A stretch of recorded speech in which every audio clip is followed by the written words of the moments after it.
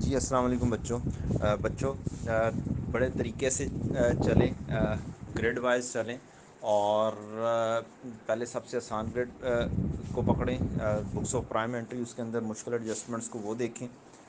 لمبے والا کویشچن کو دیکھیں اور پھر آپ چلے جائیں جو گریڈ ہے سیکنڈ گریڈ میں ریکٹیفیکیشن آف ایرر، اس کے اندر مشکل ایڈجسٹمنٹس جتنی بھی آ رہی ہیں وہ ساری دیکھیں،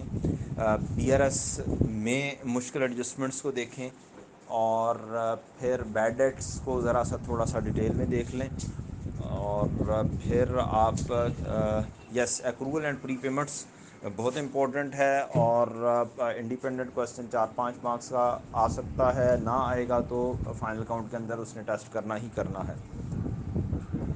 پھر آپ آ جائیں تھرڈ گریڈ کے اندر، فکس ایسٹ اور انوینٹری دونوں ذرا سے ٹرکی ایریاز ہیں، تو جیسے لیکچرز کروائے ہیں وہ سارے کے سارے لیکچرز پکڑیں اور ریوائز کریں، کویشچن دیکھیں اور اس کے سلوشنز جو آپ نے رجسٹر میں نوٹ کیے ہیں وہ دیکھیں۔ پڑھنا ہے اب اکاؤنٹنگ کو، اب کرنے کا ٹائم ختم ہو چکا ہوا ہے، جسٹ آپ نے پورا کورس ایک دفعہ گو تھرو کرنا ہے اور ان اسپیڈی موڈ گو تھرو کرنا ہے۔ انوینٹری پکڑیں، جو جیسے جیسے کویشچنز کروائے ہیں کلاس کے اندر وہ دیکھیں اور جون سی چیزیں میں نے کلاس میں کروائی ہیں ساری وہ دیکھ کر جانی ہیں،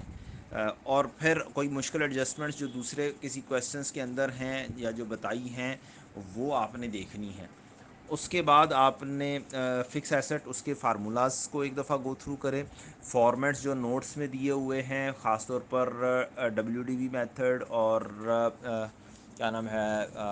بک ویلیو کے اوپر ایسٹ اکاؤنٹ وہ بھی دیکھنا ہے،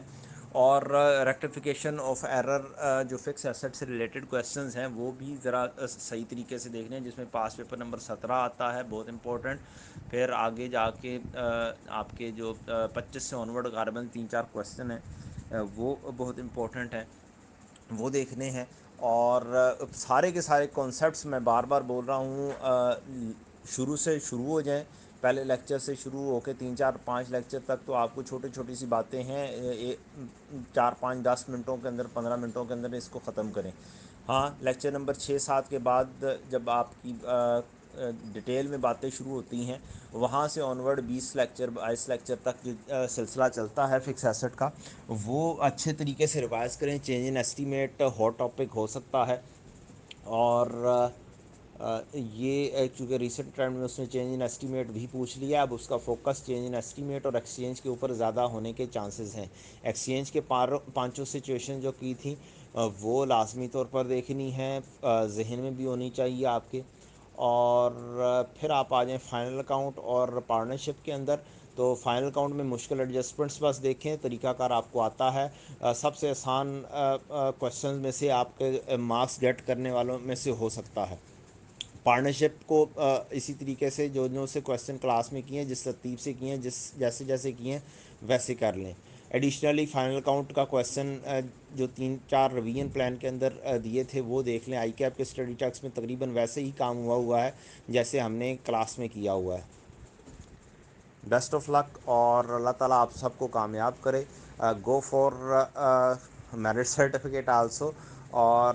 اپنے لیے آسانیاں کریں، اور اللہ تعالیٰ آپ سب کو کامیاب کرے، اور آپ نے